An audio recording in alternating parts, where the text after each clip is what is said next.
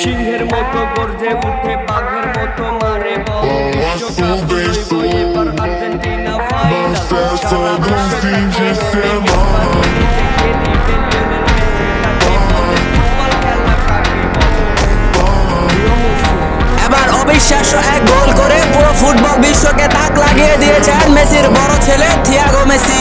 Messi যে football রাজ্যের রাজা, সে রাজ্যের রাজকুমার যেন মেসির বড় ছেলে থিয়াগো।